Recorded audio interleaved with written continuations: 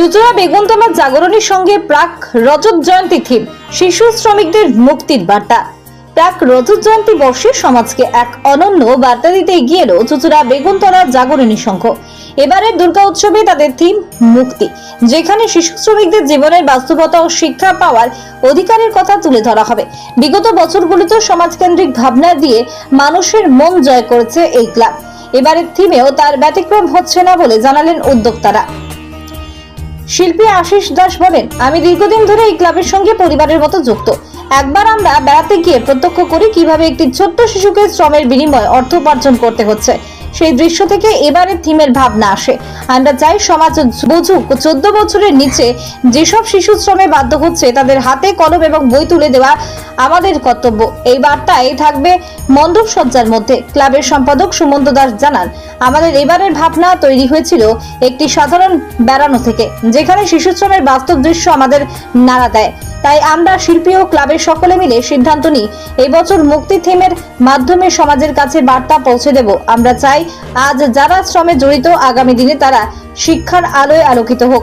উদ্যোক্তাদের আশা এই মণ্ডপ সজ্জা সমাজে ইতিবাচক প্রভাব ফেলবে এবং শিশু শ্রম বিরোধী আন্দোলনে নতুন মাত্রা যোগ করবে। এবারের বাজেট আনুমানিক 12 লক্ষ টাকা বলে জানিয়েছেন সম্পাদক। চুচুড়া থেকে আদির রিপোর্ট, আমার কলকাতা নিউজ।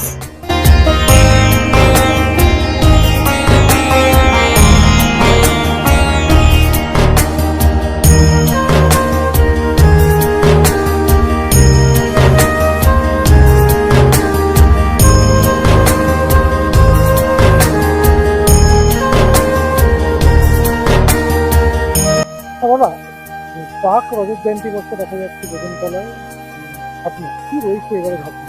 এবারের ভাবনার নাম হচ্ছে মুক্তি। মূলত শিশু শ্রমিকদের নিয়ে কাজ।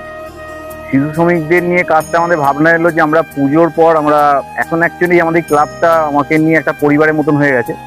আমরা গত বছর একটা ছোট ট্যুরে বেরিয়েছিলাম। তা ট্যুরে গিয়ে দেখি একটা চায়ের দোকানে একটা বাচ্চার ছেলে কাজ করছে, কিন্তু চায়ের দোকান মালিক না, তার মানে মানসিক একটা কেমন টর্চারিং আমাদের ভালো লাগেনি। তো সেইখান থেকে আমাদের ভাবনাটা আসে, তাহলে শিশু শ্রমিক নিয়ে আমরা একটা কাজ করি। কারণ আমরা বেগুনতলা সার্বজনীন বিগত কয়েক বছর ধরে যা কাজ করছে সমাজকে একটা মেসেজ দিচ্ছে এবং সমাজ চেতনার দিকে একটা মেসেজ দিচ্ছে। সেই সমাজ চেতনার মেসেজেই আমাদের এবছর ভাবনা শিশু শ্রমিককে নিয়ে মুক্তি। যে 14 বছরের বাচ্চাদেরকে কাজে লাগালে বা কাজে ব্যবহার করলে আইনত কি ব্যবস্থা নেওয়া যেতে পারে, তাদের 14 বছরের বাচ্চাদেরকে নিয়ে কাজে লাগালে তাদের এগেনস্টে কি ব্যবস্থা নেওয়া যেতে পারে, এবং রাষ্ট্রে কত শিশু শ্রমিক আছে, শিশু শ্রমিকদের জন্মটা কোত্থেকে, সেই নিয়ে আমাদের এবছর ভাবনা মুক্তি আর কি।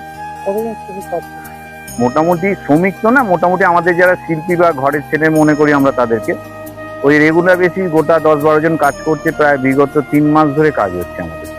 কেন এরকম ভাবনাটা কেন নিয়ে আসা মানুষদের কাছে? এখন তো শিশু শ্রমিকের যে ভাবনা, আপনার শিল্পী হিসেবে কি বলতে চাই? শিল্পী হিসেবে কি বলতে চাইছি, দেখুন আপনার ঘরে 14 বছরের বাচ্চাটা বাচ্চা, আপনার ঘরে 10 বছরের বাচ্চাটা বাচ্চা, অথচ আমরা দেখি আমাদের এদিকে কাজে লাগানো সেই বাচ্চাটাকে বাচ্চা মনে করি না। তখন মনে হয় যেন এটা যেহেতু পয়সা রোজগারে করতে নেমে পড়েছে সেহেতু কিন্তু এটা হচ্ছে একটা বড় জাতীয় কিছু, এদেরকে বাচ্চাকে ভাবা যায় না। এবং সবাইকে মানে প্রার্থনা করব যে আপনারা যদি কোনো বাচ্চাকে দিয়ে খুব প্রয়োজনে কাজ করেন তাদের হাতে পয়সা দেবেন না, তাদের হাতে অন্তত একটা বই তুলে দিন। কারণ এরাও শিক্ষার জগতে আসতে চাইছে, এরা খেলার জগতে আসতে চাইছে এবং আমাদের টিমও সেটা দেখানো হচ্ছে, এবং এরাও কালচার জগতে আসতে চাইছে। এদের সাথে যদি ভালো করে মেশেন বা খুব মেশে যায়, বা যদি কোনো ইটভাটায় গিয়ে মেশে যায়, দেখা যাবে যে এরা কিন্তু অনেক কিছু চাইছে এবং এদের পরিবারটাও চাইছে।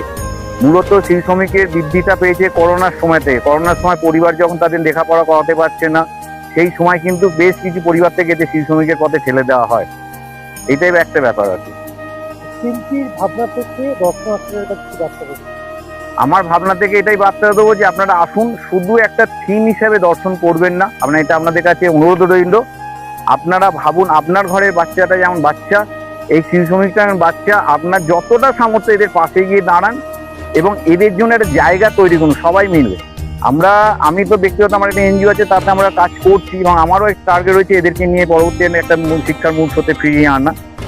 তো আপনাদের কাছে একটা আবেদন জানাবো যে আপনারা সবাই মিলে পাশে দাঁড়ান, এদের পাশে দাঁড়ান। আপনার ঘরে বাচ্চারা বাচ্চা, সমাজের অন্যান্য শ্রেণী যেমন বাচ্চা, এরও একটা শিশু, এদেরও আগামী দিন এরা হচ্ছে আমাদের জাতির ভবিষ্যৎ, এরা হচ্ছে দেশের ভবিষ্যৎ। এদের মধ্যে থেকে হয়তো সৌরভ গাঙ্গুলি উঠতে পারে, এদের মধ্যে থেকে হয়তো দেখা যায় রাহুল দ্রাবিড় উঠতে পারে, এদের মধ্যেতেই ভালো কোনো অভিনেতা উঠতে পারে, ভালো রিপোর্টার উঠতে পারে, এদের মধ্যেই লুকিয়েছে, কিন্তু আমরা কেউ এদেরকে খুঁজে পাচ্ছি না। আপনারা খুঁজে বার করে এদের ভালো জায়গা দিন, এটাই আমাদের হবে।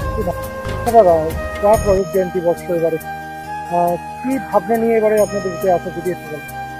আমরা বেগুনতলা জাগরণী সংঘ প্রতি বছরই সমাজ সচেতনমূলক থিম মানুষকে উপহার দিয়ে থাকি।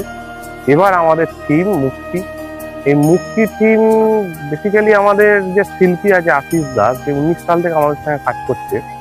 আমরা একটা জায়গায় ট্যুরে গিয়ে দেখতে পাই যে শিশু শ্রমিকদের প্রতি লাঞ্ছনা। এই লাঞ্ছনা থেকেই আমরা সেদিন থেকে শুরু করি শিশু শ্রমিককে নিয়ে কাজ করতে হবে, এবং আমরা এই থিমটা একদম আশিস দার সঙ্গে মিলেমিশে করছি। আমাদের কমিটির লোকেরা সঙ্গে আশিস দার যারা শিল্পী আছে তারা। আমাদের এই থিম এবছর সারা ফেলবে আমরা মনে করি।